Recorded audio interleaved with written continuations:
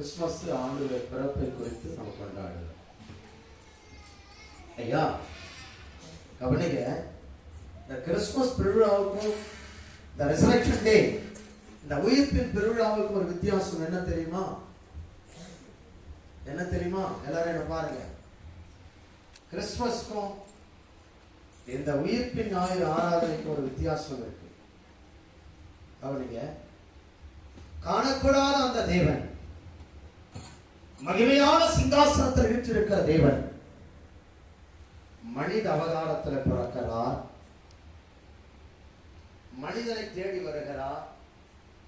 பரலோகத்தில் இருக்கிற ஆண்டவர், விண்ணில் இருக்கிற தேவன் மண்ணில் இருக்கிற நம்மை பார்ப்பதற்காக வருகிறார். அதுதான் கிறிஸ்துமஸ். ஆனால் இந்த ரெசரக்ஷன், இந்த உயிர்ப்பின் நாள் என்பது அப்படி அல்ல. அது மண்ணில் நம்மோடு வாழ்ந்த தேவன், மண்ணில் நம்மோடு கூட மனுஷகுமாரனாய் நம்மோடு கூட உலாவினவர், மனிதர்கள் மத்தியிலே நம்மோடு உலாவின மனுஷகுமாரன் இப்பொழுது எங்கிருந்து வந்தாரோ அங்கே தேவத்துவமாய், தேவனாய், ராஜாவாய், கர்த்தாவாய் மீண்டும் மனித தன்மையை இழந்து மீண்டும் தேவத்துவத்தை பெற்றுக்கொண்டு தேவனாய் போகிறார். அதுதான் ரிசரக்ஷன் டே, அதுதான் உயிர்ப்பின் ஞாயிறு. நமக்காக மனித அவதாரம் எடுத்த தேவன் மனித அவதாரங்களை முடித்து தேவத்துவத்தோடு பரலோகம் போகிறார்.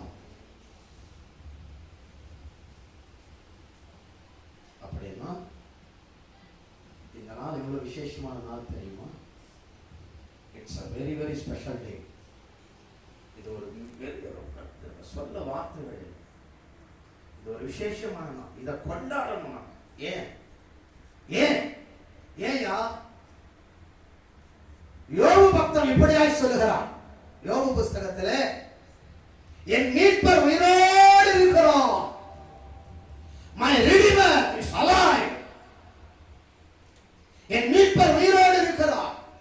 நான் ஆராதிக்கிறவர் செத்து போனவர் அல்ல, நான் ஆராதிக்கிறவர் உயிரற்றவர் அல்ல, நான் ஆராதிக்கிறவர் மரித்து போனவர் அல்ல, நான் ஆராதிக்கிறவர் அடக்கம் பண்ணப்பட்டவர் அல்ல, நான் ஆராதிக்கிறவர் மரணத்தை ஜெயமாய் விழுங்கியவர், நான் ஆராதிக்கிறவர் ஜெய கிறிஸ்து, நான் ஆராதிக்கிறவர் ஜீவாதிபதி,